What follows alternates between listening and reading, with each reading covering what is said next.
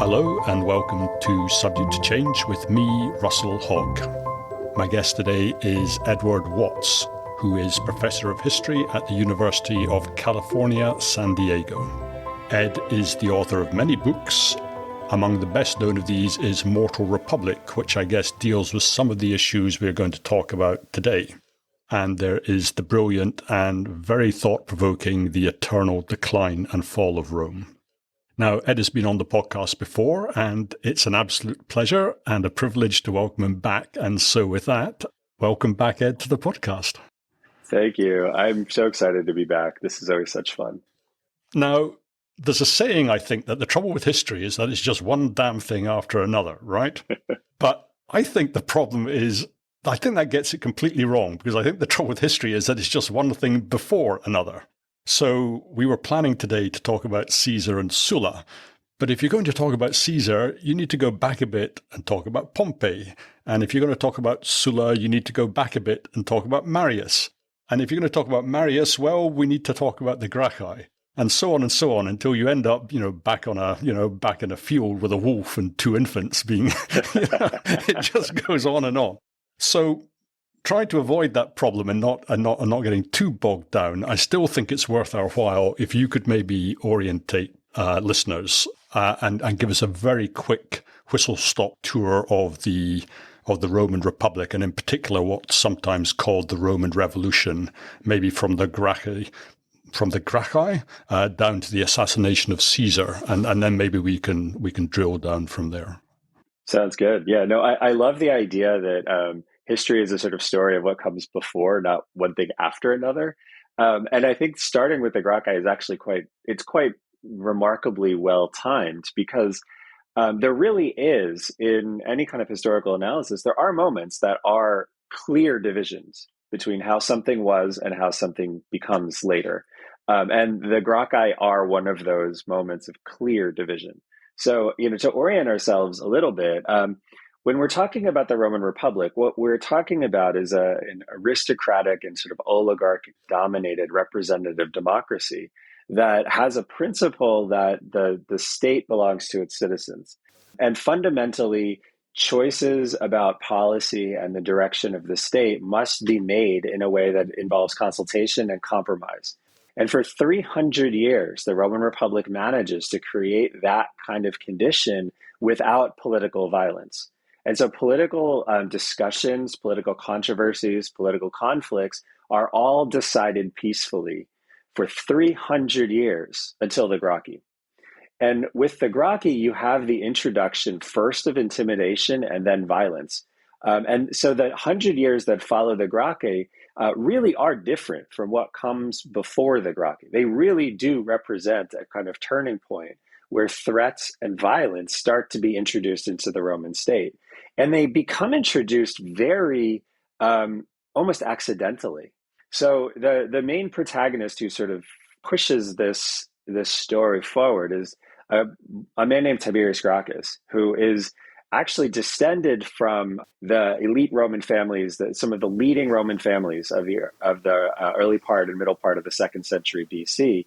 But his career kind of goes south. He gets put up as a fall guy for a peace decision that Roman conservatives are very unhappy with.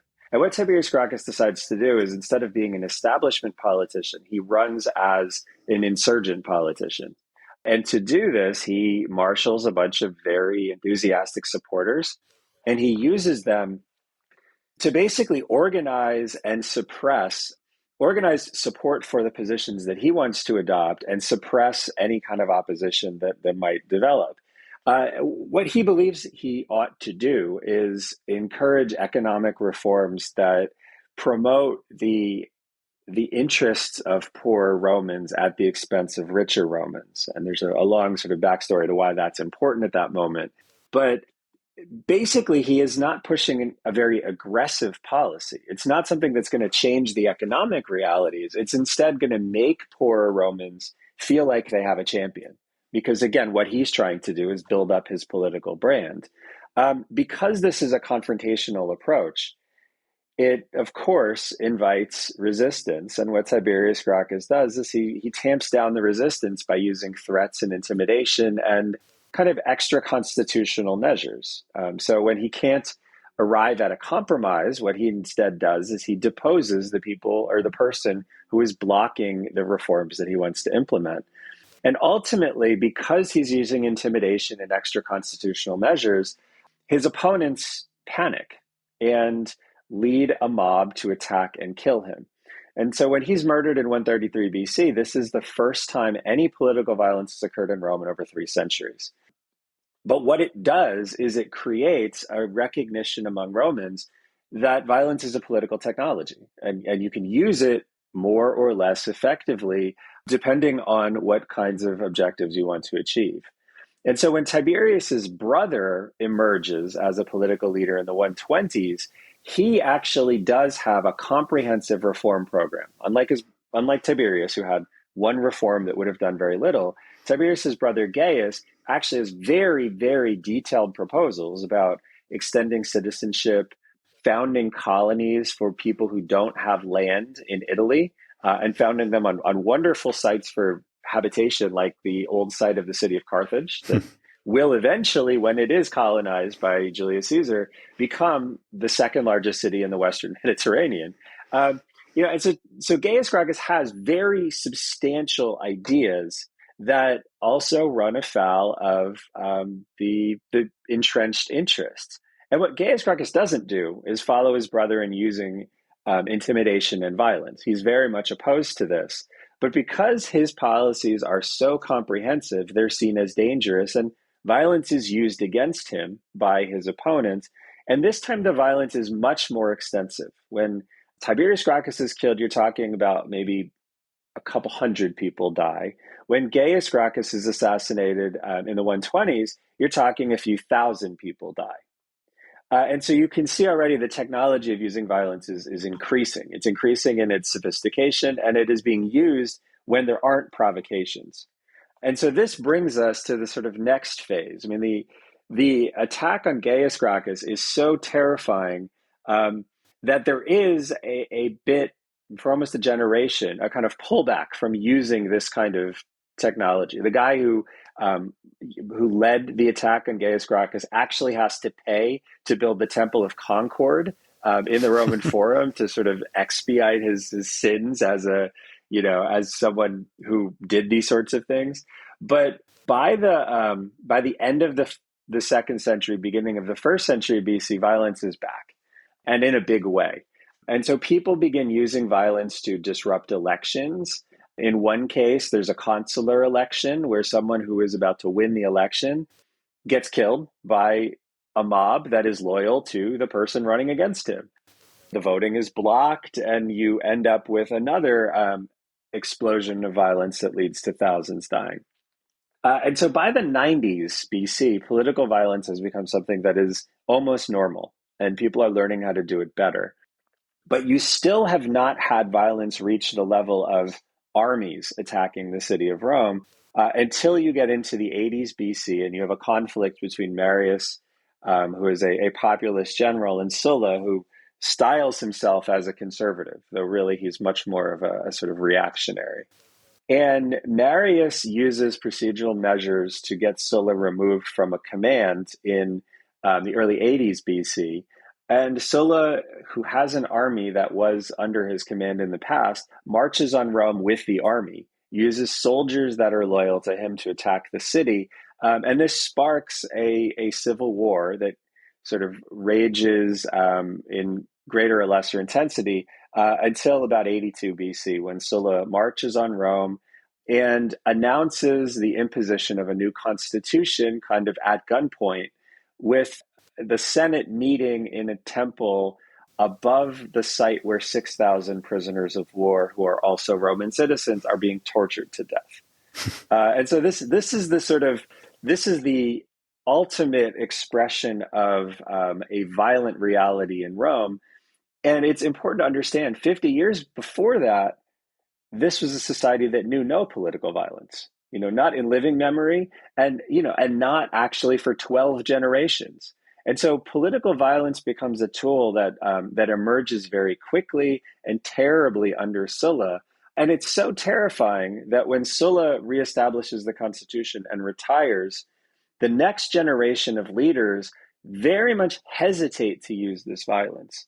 And so the story of Julius Caesar and Pompey and Cicero and Cato is the story of a generation of leaders so scarred by the violence that Sulla uses that they don't want to do this. And yet, in the end, by the time they are all dead, they have all done it. Violence has come back, and you have a group of people who explicitly say they don't want to use political violence and actively try not to use political violence, succumbing to it simply because they see no other way to get what they want and protect themselves as Roman politicians. And so this, I think, is the story. I think you're right that there is a before. The before is when this society worked. And then there's Tiberius Gracchus, who didn't intend to break it, but started Rome on a path that broke this sort of consensus-driven, peaceful way of resolving political conflict within Roman society. And then you have a whole string of people, maybe excepting Sulla, but a whole string of people who actually really want the Republic to work without violence and still succumb to it because the sort of infection is there and you can't get away from it. I find Sulla such a confusing character because on the one hand, he's the first Roman ever, well, possible exception Coriolanus, maybe, to lead an army against Rome. I don't know if Coriolanus ever did actually lead an army against Rome, but that's the story. But Sulla, he seems to be a cynic, he seems to be a lawbreaker, he seems to be a revolutionary, but at the same time, his entire project ends up being sort of a ruthless defense of the establishment and of the Republic. And I just find these two ideas difficult to understand in my mind, but presumably Sulla saw no contradiction at all. Yeah, I think that maybe the way that I would describe Sulla's character is there's sort of two impulses. And I don't think Sulla would have seen them as contradictory at all. But, the first impulse, and I think the strongest impulse, is Sulla had a tremendous chip on his shoulder. He's from an old aristocratic family that has fallen from the sort of highest level of political achievement in the Republic. And Sulla wants that family to come back, but it doesn't have a lot of money. They haven't had the consulship in a couple of generations. It's a family that's fading. And what Sulla wants to do is restore the glory of his family and also, of course, restore his own personal glory. And so he's extremely ambitious.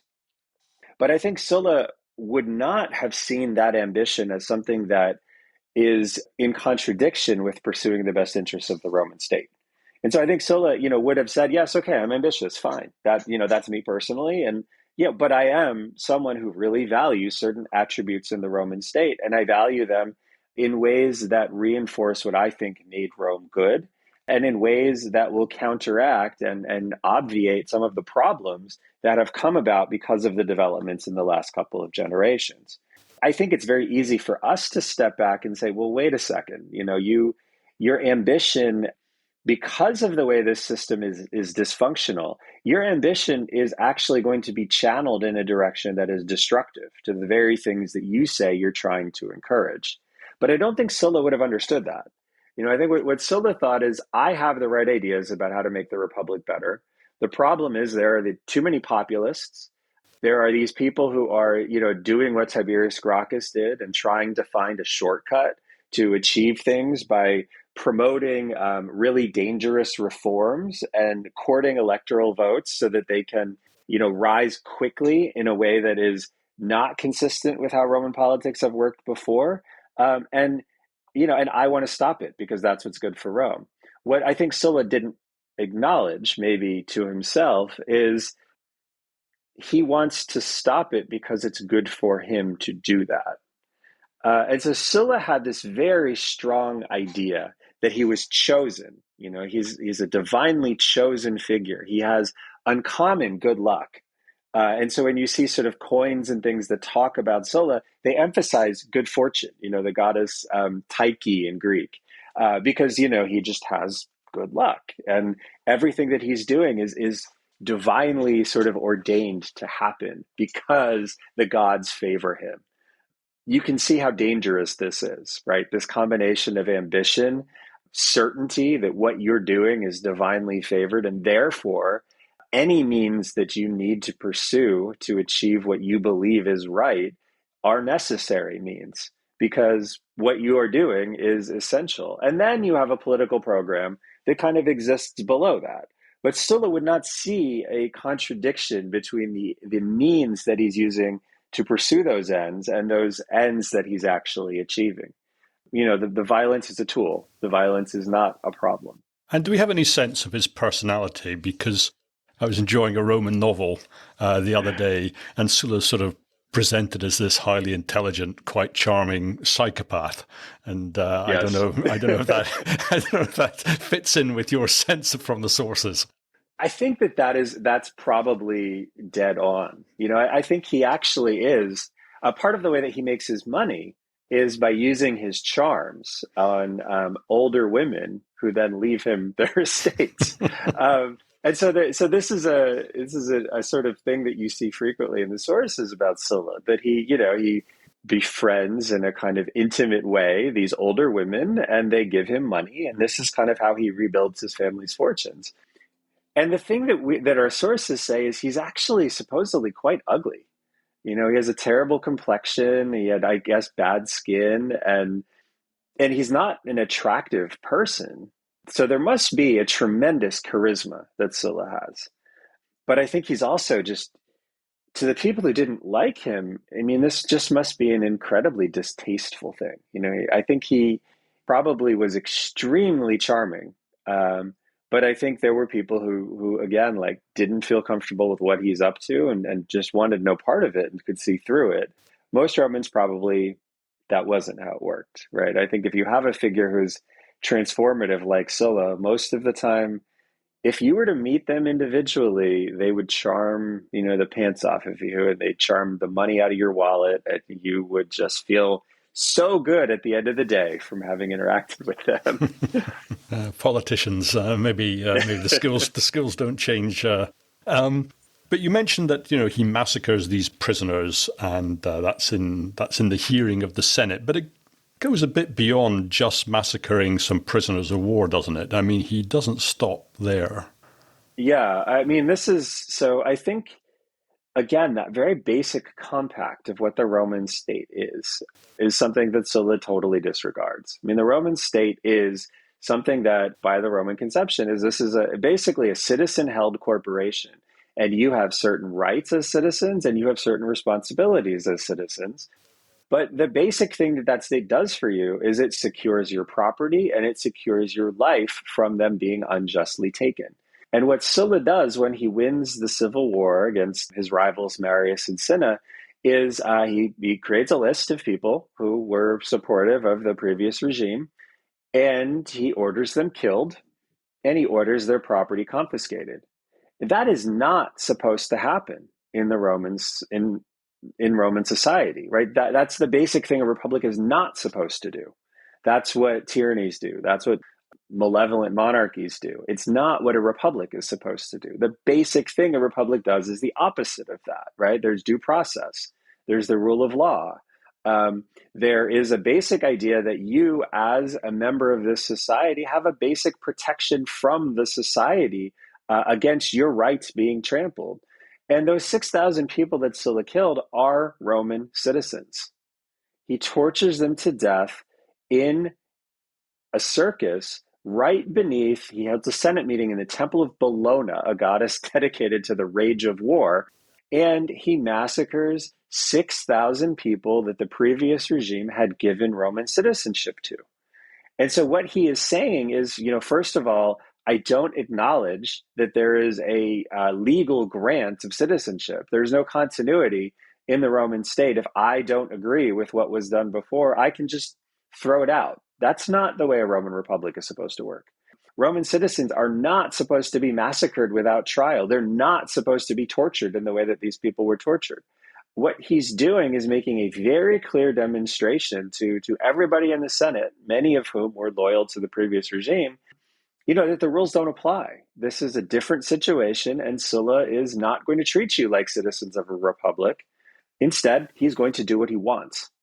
And the things that governed your protections and your responsibilities don't apply anymore, at least until he decides they apply again. Yes, because he does decide they apply again. He produces, it's great for people like me who are interested in Roman history. It's great because now we can see the ladder up to becoming a consul, and you've got all the ranks and you've got a certain number of years, and it's all set out nice and neatly, whereas most of Roman procedure is a higgledy-piggledy mess. But now, thanks to Sulla, it's all nicely set out. He really goes to town on the Constitution, doesn't he?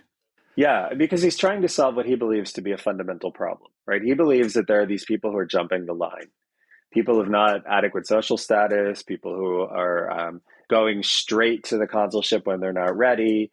And he believes a lot of this is due to the fact that there are tribunes of the plebs who run as populists, who acquire a following, and then kind of jump into the mainstream Roman magistracies quickly without actually knowing what they're doing. And they're basically translating a kind of popular repeal into a position of higher authority that they don't understand how to pursue, and that they really shouldn't have in Sulla's view. And so he creates a set of rules that say more or less, this is how the republic should work. The tribunes of the plebs, fine. You want to advocate for plebeians? Wonderful. That is the highest office you will ever hold. He caps it and he says, tribunes now, it's a dead end office. It's not a stepping stone to become consul. It's just you run for tribune and that's the end of your political career. Good job, moving right along. He then says, okay, so you want to run for these other offices, you have to hold them in a specific order. And there are age requirements for the highest level office for consul. And if you don't meet the age requirements, you can't run.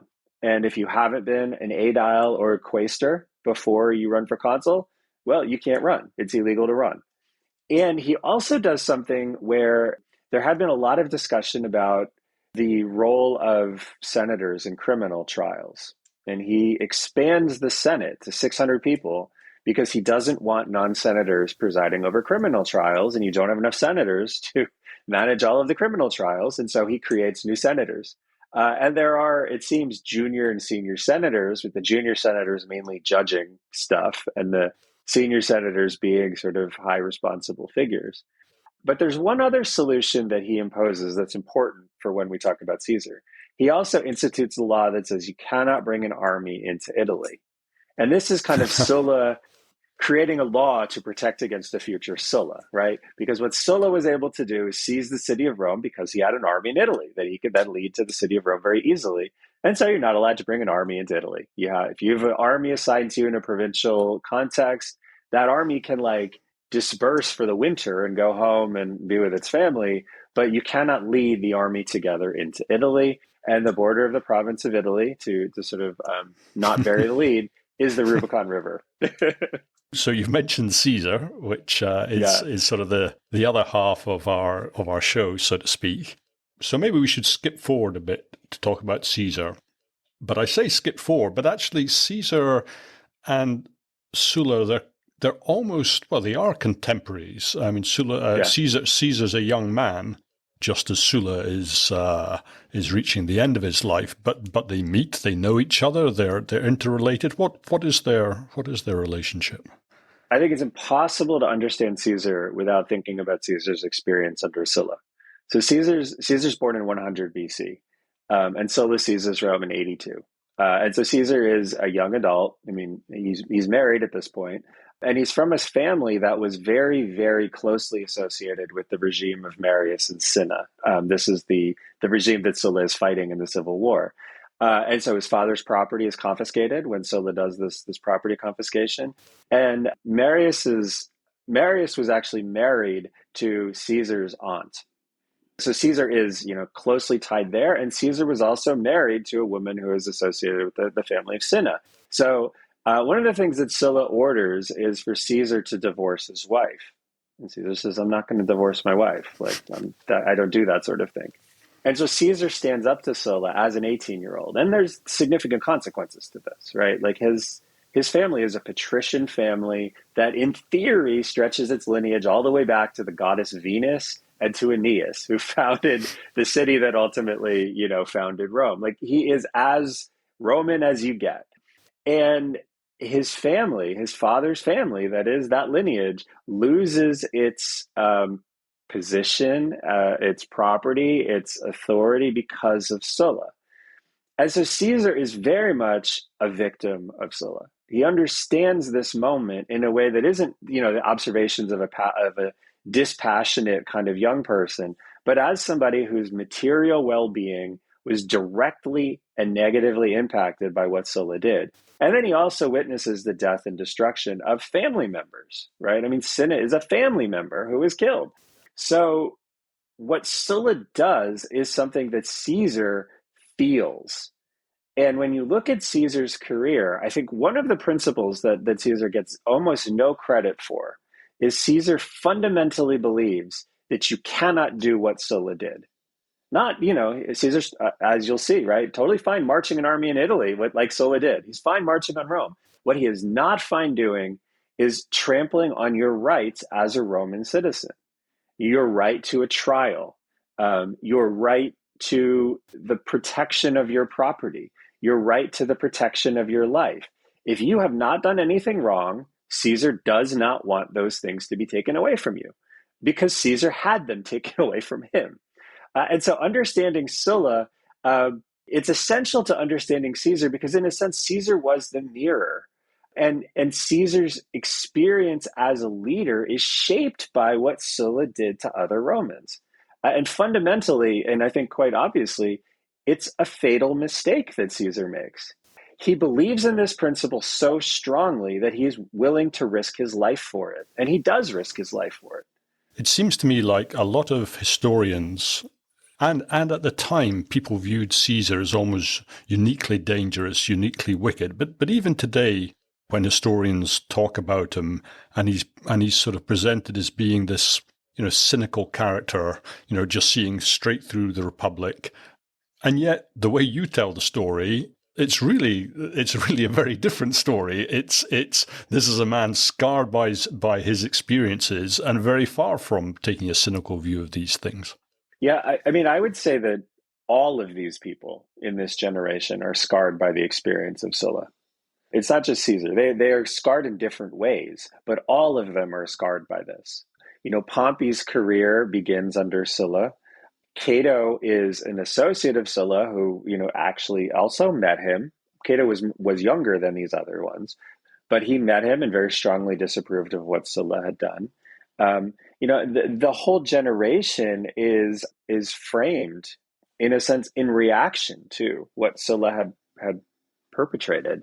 But I will freely admit that what I see in Caesar is somebody who, again, like Sulla, he's working on different registers. He's incredibly ambitious. The fact that like when Plutarch writes his parallel lives, the character trait of ambition is explored by comparing Caesar and Alexander the Great, right? You just have an overwhelming ambition that is not capable of any kind of restriction or limit, and that's absolutely true. But I think what's also true is we have to acknowledge, if we're going to acknowledge the negative aspects, which are again, he's willing to do whatever it takes to achieve what he thinks ought to be achieved. There's also positive aspects too. He also had ideas about what he believed the Roman state needed to do to be a better place.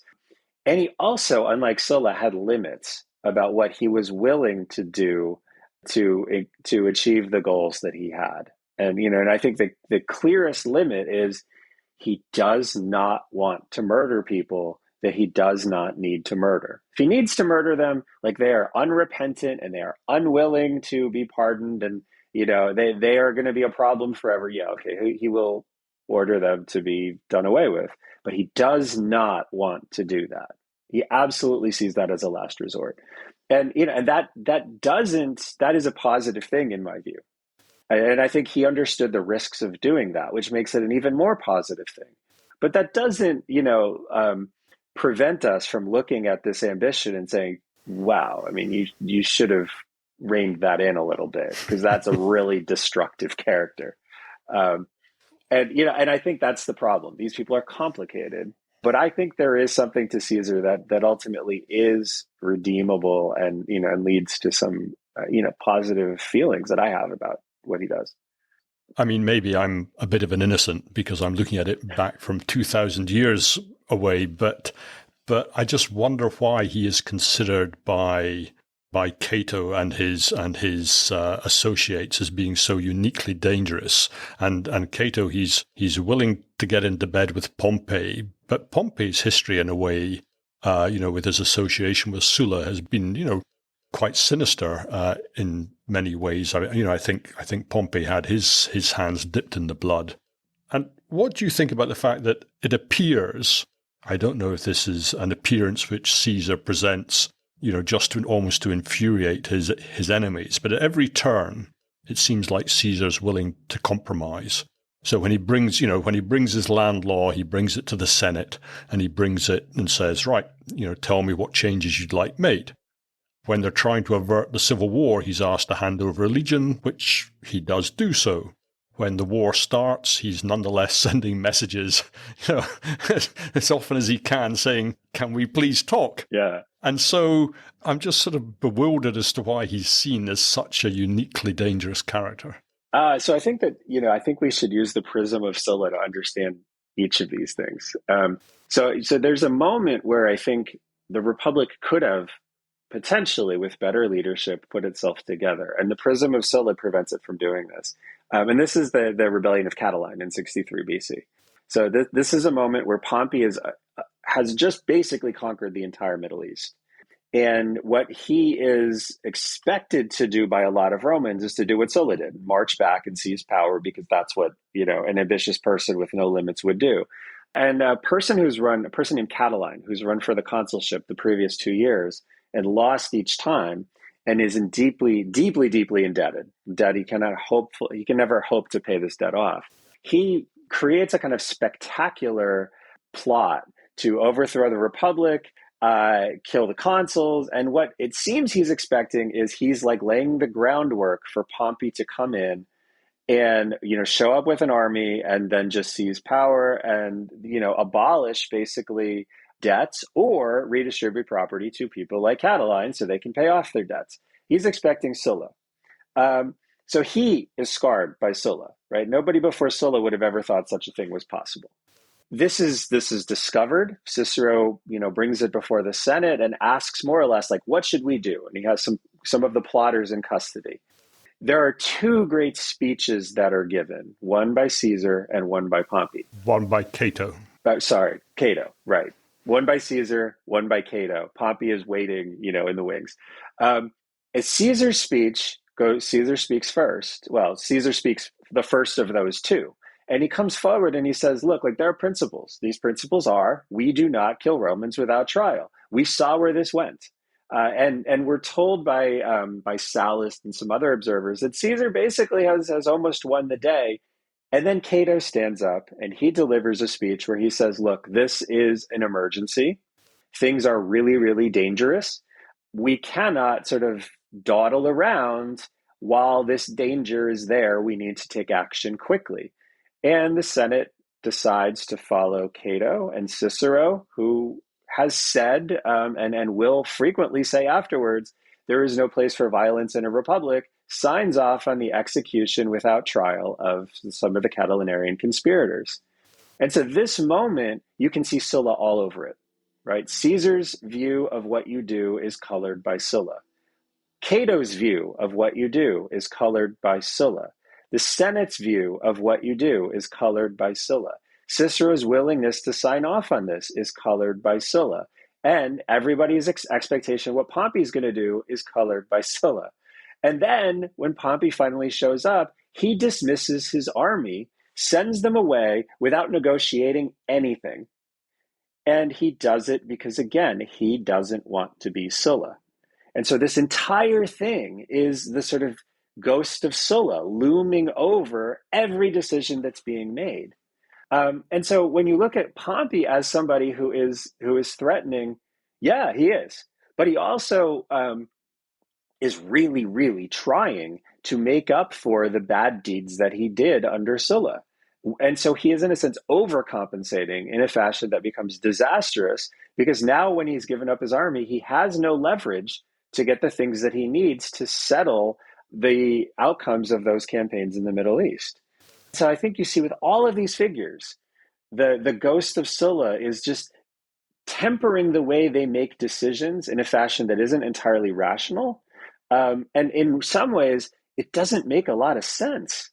But all of them are really trying to either not be Sulla or avoid the appearance of a second Sulla.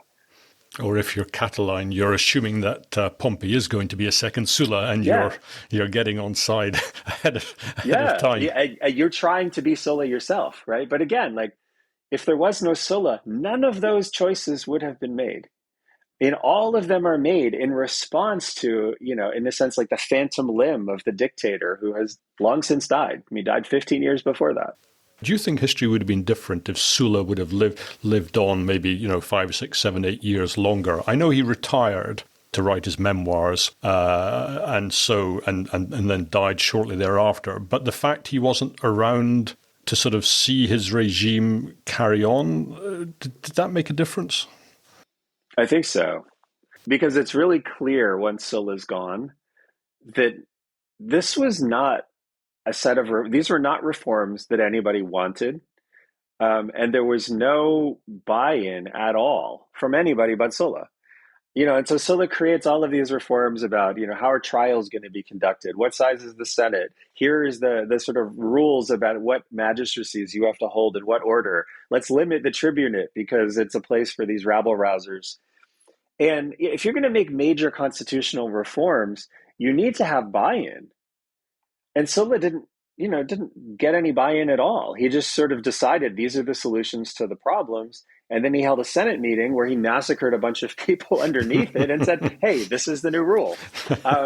And when you do something like that, again, I mean, Cicero understood this. Cicero is like a terrible human being, but he's also extremely brilliant in the way he understands politics. And he says, if you have a republic and there is one person who is so powerful that everybody fears them, it's going to look like you're at peace.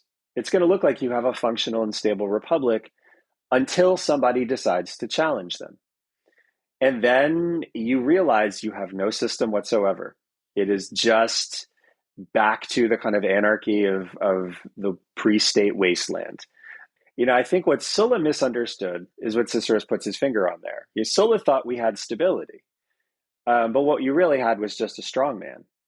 And whatever constitutional structure he puts in place, it has all of the legitimacy that Sulla brings to it and no legitimacy beyond Sulla. And so, Sulla dies, in the early 70s. In 70 BC, Pompey and Crassus, who's another one of these figures that is influenced by Sulla, are consul, and they get rid of the tribune law. It's not even 10 years after Sulla dies that they get rid of the law limiting the tribunate. And immediately, starting in the early 60s BC, tribunes start giving Pompey all of these ridiculously powerful commands that would not have been possible under a system that was functional. Including this command to basically do whatever he wanted in the Middle East. And he ends up conquering, most of southern Turkey and Syria and making a client kingdom out of Judea and, creating the Roman Middle East like in a few years. So I guess you're starting to answer a question I had, which is why is Cato so remorselessly obstructive? And I guess the answer is beginning to look like because he's terrified that these people are going to turn into Sulla, and they need to be their power needs to be weakened as much as possible to prevent that. Yeah, and I think it's actually in some ways it's the same character trait that you have with Caesar and Sulla. He's right, he's ambitious, and he's going to do what he needs to do to further his ambition, and remake the state in accordance with what he believes to be right. And, in Sulla's case, he has this sense that I'm right because he believes he's divinely chosen. In Cato's case, he has this sense that I'm right because he is a philosopher and he believes he has a higher level understanding of how the world works because of his philosophical learning, but also because Cato fundamentally, in a way that someone like Cicero, who also is quite philosophically trained, doesn't. Cato applies philosophy. He feels like he lives a philosophical life in every aspect of what he's doing in the world. And his political behavior is guided by this really firm conviction that as a philosopher who lives the truth that I advocate, I am just correct. You should listen to me because I have a higher level of knowledge. But again, what you have there is similar to someone like Caesar or Sulla. Cato also wants to be important.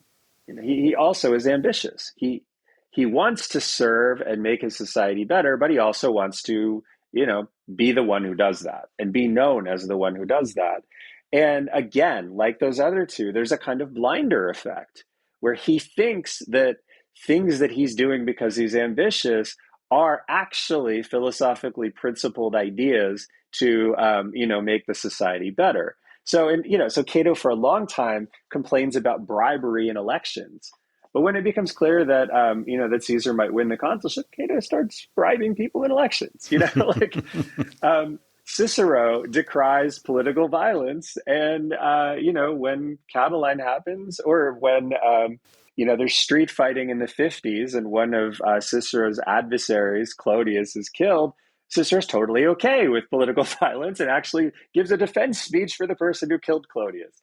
So in all of these cases, you see this weird disconnect where their ambition is blinding them to the actual consequences of what they're trying to do in a fashion that prevents them from understanding that they are taking actions that actually damage the republic that they really, really, really want to succeed. I mean, it's interesting you say that because they all want to solve the Republic's problems. The Gracchi, well, is it? I can't remember which one. I always get the two mixed up, but I think Gaius has this huge program. Yeah. Pompey, he wants nothing more than to be given, all Rome's homework to take, to take away and do. Sulla, he rewrites the Constitution. Caesar, when it comes to it, he has this massive legislative program, and yet somehow, they're all doing their best in a way, but it all just seems to make it worse. Yeah, I think that one of the big things that a republic, when it works, one of the big functions that it performs is it gives you a kind of check on what you think is right. You have to stand up and defend it. And other people will say, yeah, I'm not okay with that. And because in the Roman Republic, every magistrate had a colleague, you can't force things through. You can't just sort of say, yeah, okay, I hear you don't like what I'm doing, but I'm still going to do it.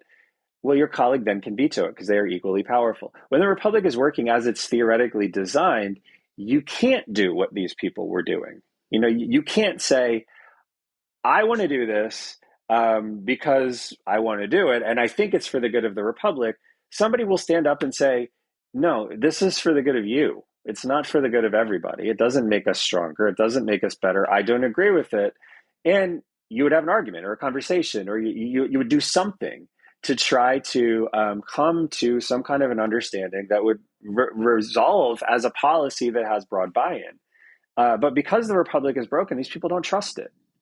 They don't trust the buy-in, they don't trust the conversation, and their ambition is something that, it makes it very difficult for people to step in and be listened to as equals, and say to Cato, if you block Pompey's entire settlement of the Middle East and the political status of like 6 million people indefinitely, that's not good for anybody. But Cato won't listen or hear that. And if somebody says, to Gaius Gracchus, extending citizenship to all Italians, we aren't ready for that, right? There are forces in Roman society that are not ready to do that. You can't just do it. Gaius Gracchus should listen. He should understand that this isn't just about obstructing him because they don't like him. It's about slow down. The policy is being forced on a population that's not ready for it. And so I think that that's one of the things that the Republic used to do very well. And then starting with the Gracchi, it became a lot easier to dig your heels in and say, well, I'm doing this on principle, and there are martyrs that I'm defending. And that, to do these things that make it so compromise is not only very difficult, but it's effectively something that diminishes you if you do it. It almost feels like the Republic is now, it's got no way out. It's fundamentally broken, and it doesn't matter if you compromise, you'll just be rolled over. And if you don't compromise, you make everything worse. That's Caesar in 49 for sure. Yeah. Say a bit about Caesar in 49, because I think that's quite interesting. Yeah, so Caesar, Caesar's career really sort of takes off in the 60s BC, and he has the consulship for 59, and he wins this by creating an alliance that sidelines Cato. It's an alliance with Pompey and Crassus, the richest man in Rome, where they work to further each other's interests, and Caesar ends up getting a command in Gaul that he uses to serve as a launching point to take over more or less all of modern France, most of Belgium, the Netherlands, and Switzerland, and even invade Britain temporarily. So he comes back. He has the command for 5 years. It gets renewed. It's due to expire in the year 50 BC. And in that time that Caesar is in Gaul, the alliance with Pompey breaks apart because Crassus dies, and Cato starts convincing Pompey that Caesar is now a threat. And so as you get to the end of the year 50, Caesar is very apprehensive that there will be political prosecutions launched against him when he returns to Rome. And he's also very apprehensive because part of the situation in the 50s is Pompey was given a military command and has soldiers. Caesar also has soldiers, but his military command is legally due to expire before Pompey's. And so Caesar's legates, Caesar's sort of allies in Rome, try to negotiate some sort of an arrangement where Caesar can return to Rome and be protected. He wants to be assured that he's not going to be killed, because street violence is something that has been happening in the 50s. People who were associated sort of loosely with Caesar were killed. He wants to be sure he's not going to be prosecuted. Cicero, for example, was prosecuted and forced into exile because of political disputes. And he most of all just wants to be sure that he can come back in some sort of fashion and not be exploited in the way Pompey was exploited in the 60s when he dismissed his army. And so there are a long series of negotiations. And at the end of the year 50, we're talking like New Year's Eve almost in the year 50, there's a set of votes in the Senate where they take a kind of straw poll. It won't be binding, but it's just, should Caesar dismiss his armies? Yes, but not by an overwhelming amount. Should Pompey dismiss his armies? Yes, but not by an overwhelming amount. Should both of them dismiss their armies? Yes, and there's like two people who vote against this. Right? The Senate very clearly has spoken that it is in the best interest of Rome for both of these really powerful people to stand down. And yet, it doesn't mean anything. And so the calendar flips to January. It's now 49 BC. And Caesar's advocates start trying to open the negotiations again. And it becomes clear there is no more negotiation. Caesar has to dismiss his army and return to Italy, or he's going to be declared a public enemy. And when his allies raise an objection to this, they are forced to leave Rome. That there's a threat that is so significant that they flee to Caesar's army.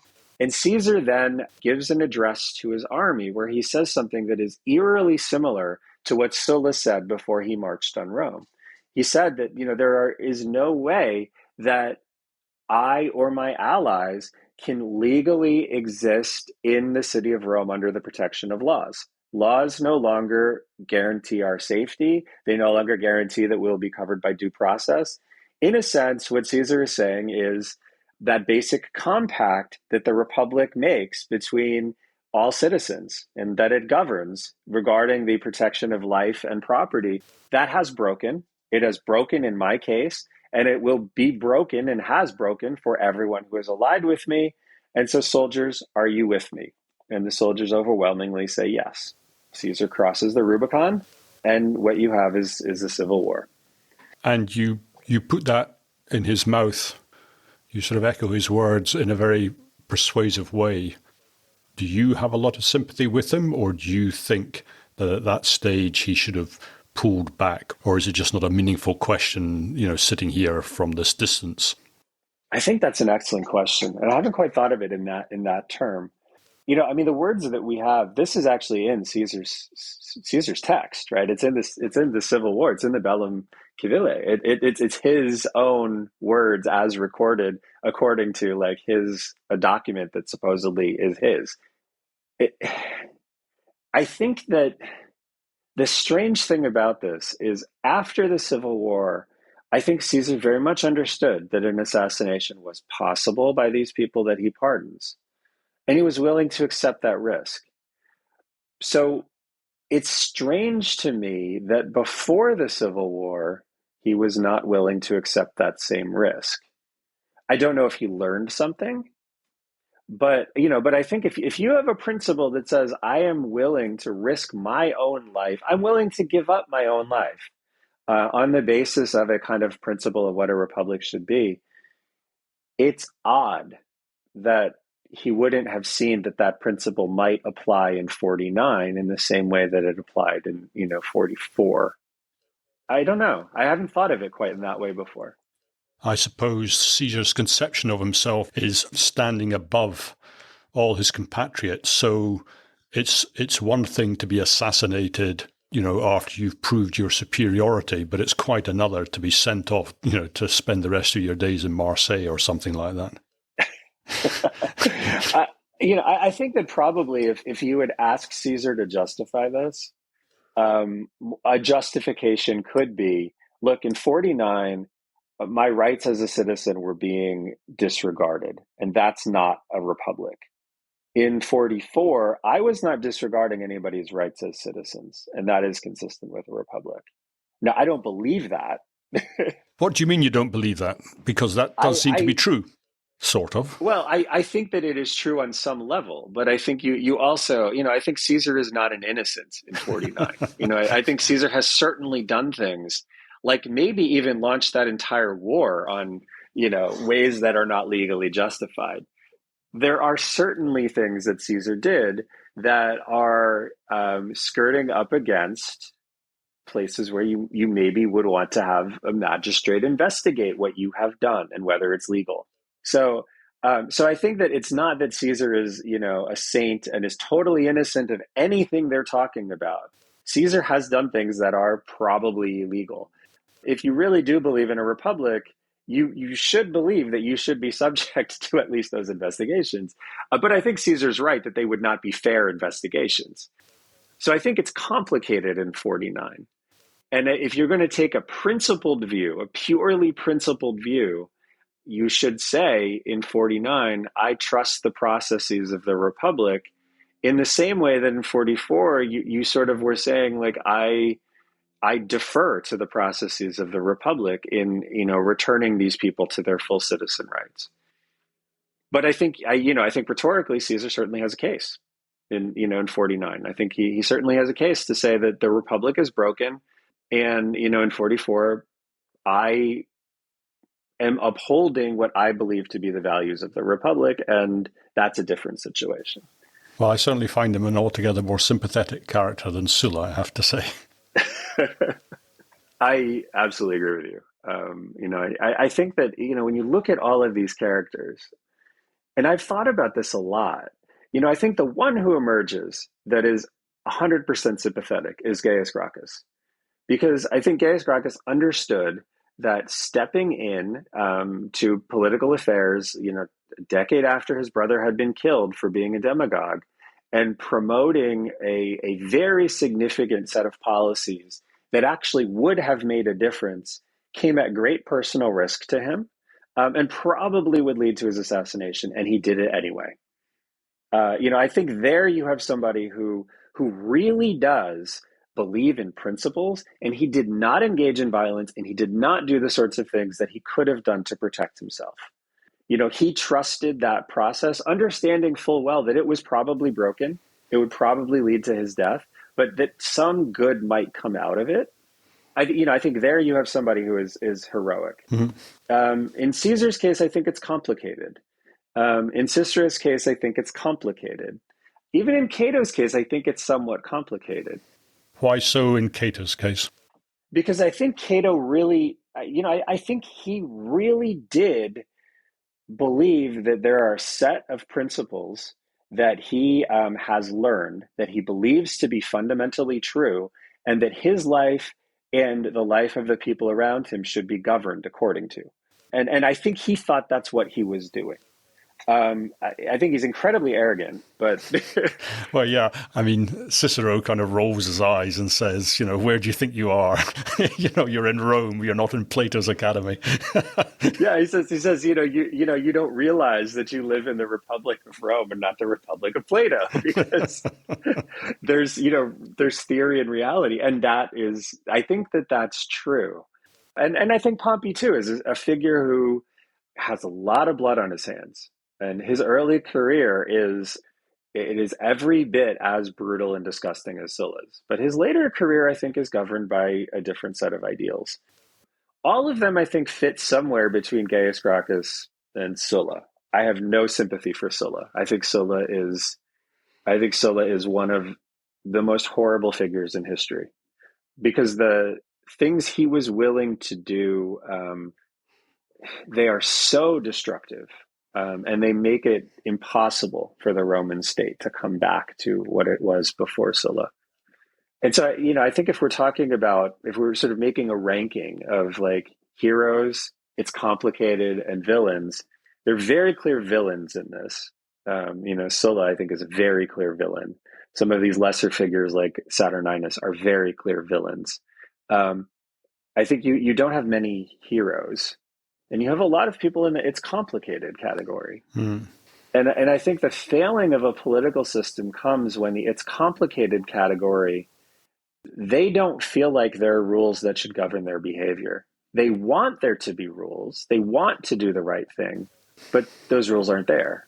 And this is actually what Sallust says about the late Republic, where Sallust more or less says, like, I came into this as an idealist, but the political culture was so corrupt that it was impossible to do the right thing. Hmm. Well, look, let's leave that there. That's fantastic. Thank you. Sure. I just want to hit you with a few quick questions, very quick questions, quick answers. Nothing to do with, well, I don't think anything to do with Sulla and Caesar and the Roman Revolution. To finish off with a few questions. So what is your most controversial view? What's the thing you believe, but that you think that the rest of the field is wrong about? I think it's pretty controversial that I see something in Caesar that is principled. I think that most people follow the view that Caesar is, he's ambition personified, and he will do whatever it takes to further his own ambition.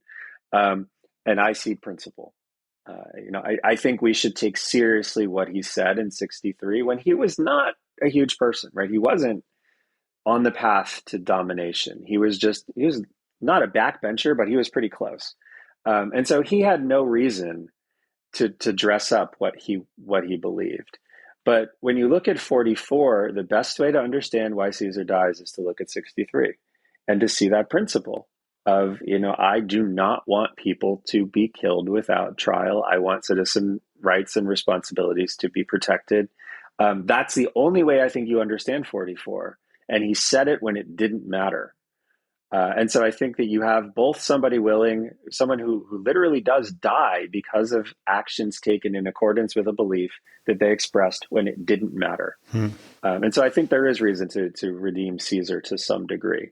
That is probably, though, not something very many people will say. And then, okay, finally, let's assume the worst happens and you're removed from your professorship for some reason and you have to make your living writing novels. Well, what you know, of course, is ancient Rome. So have you written a novel set in ancient Rome? Have you ever thought about writing a novel in ancient Rome? What would you do? Oh, wow, that's a great question. You know what I would do is I would do some version of Asimov's Foundation series. I love that. I think what Asimov did in there, especially in the first Foundation novel and then the first half of the second one, it is so brilliant. I love it. And so that would be what I would write, is a sort of maybe a prehistory of the Galactic Empire between Trantor's ascendancy and the decline that you see. Okay, brilliant. Okay, Ed, thank you very much indeed. Thank you. This was so much fun. Well, that's the end of today's podcast. And as usual, Ed was an absolutely fantastic guest. I very much hope you enjoyed the show. And if you did, please do consider leaving a review on iTunes, because that helps other people find the show. And regardless, I very much hope that you'll join me for the next episode. So I hope to see you then. Bye-bye.